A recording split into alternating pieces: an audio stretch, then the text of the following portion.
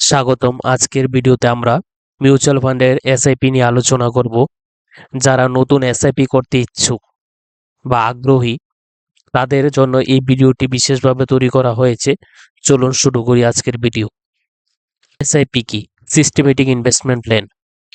এটা আমাদের প্রথমে জানতে হবে এসআইপি কি। এসআইপি হলো একটি বিনিয়োগের মাধ্যম যেখানে নির্দিষ্ট সময় অন্তর নির্দিষ্ট পরিমাণ টাকা মিউচুয়াল ফান্ডে বিনিয়োগ করা হয়। এটি সাধারণত মাসিক ভিত্তিতে করা হয়, তবে ত্রৈমাসিক বা বার্ষিক ভিত্তিতেও করা যেতে পারে। আমাদের নেক্সট টপিক হলো এসআইপি এর সুবিধা। প্রথমত, রূপার খরচ গড়ানোর সুবিধা। বাজারের ওঠানামার প্রভাব কমায় এবং বিনিয়োগের গড় খরচ কম হয়। দ্বিতীয়ত হচ্ছে ছোট অঙ্কের বিনিয়োগ। মাসে ছোট পরিমাণ টাকা বিনিয়োগ করা যায়, যা সাধারণ বিনিয়োগকারীদের জন্য সুবিধাজনক। তৃতীয়ত, শৃঙ্খলা মেনে বিনিয়োগ। নিয়মিত বিনিয়োগের মাধ্যমে একটি শৃঙ্খলাবদ্ধ বিনিয়োগের অভ্যাস গড়ে তোলা যায়। চতুর্থত, ঐচ্ছিকতা। আপনার সুবিধামতো সময় ও পরিমাণ নির্ধারণ করা যায়। পঞ্চম, চক্রবৃদ্ধি সুদের সুবিধা।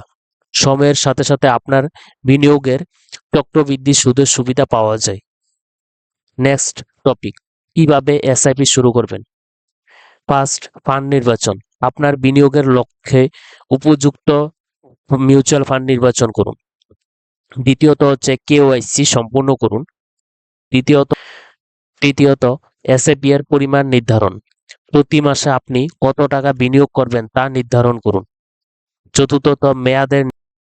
চতুর্থত, মেয়াদ নির্ধারণ। এসআইপি চালানোর মেয়াদ নির্ধারণ করুন, যেমন 3 বছর, 5 বছর, 10 বছর। পঞ্চম, অটোমেটিক ডেবিট। আপনার ব্যাংক অ্যাকাউন্ট থেকে নির্ধারিত তারিখে নির্দিষ্ট পরিমাণ টাকা অটোমেটিক্যালি ডেবিট হয়ে যাবে। নেক্সট টপিক হলো এসআইপি এর প্রকারভেদ। প্রথমত, বিষমকালীন এসআইপি। নির্দিষ্ট সময়ে নির্দিষ্ট পরিমাণ টাকা বিনিয়োগ। দ্বিতীয়ত, স্টেপ আপ এসআইপি। সময়ের সাথে সাথে এসআইপি এর পরিমাণ বাড়ানো হয়।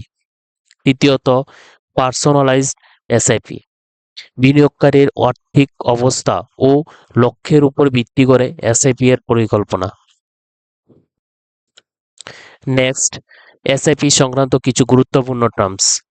First, NAV, net asset value, ফান্ডের প্রতি ইউনিটের মূল্য। দ্বিতীয়ত, এক্সপেন্স রেশিও, ফান্ড পরিচালনার খরচ যা বিনিয়োগকারীদের কাছ থেকে নেওয়া হয়। তৃতীয়ত, এক্সিট লুট, নির্দিষ্ট সময়ের আগে ফান্ড থেকে টাকা তোলার জন্য জরিমানা। চতুর্থত, ফান্ড পারফরমেন্স, ফান্ডের পূর্ববর্তী রিটার্ন এবং বর্তমান অবস্থা পর্যবেক্ষণ করা। আশা করি এই ভিডিওটি আপনাদের মিউচুয়াল ফান্ডের এসআইপি নিয়ে কিছুটা ধারণা দিতে পেরেছি। যদি আপনারা আরও বিস্তারিত জানতে আগ্রহী হন তাহলে আমাদের চ্যানেলটি সাবস্ক্রাইব করতে ভুলবেন না এবং কমেন্টে আপনার প্রশ্নগুলি লিখুন। ধন্যবাদ।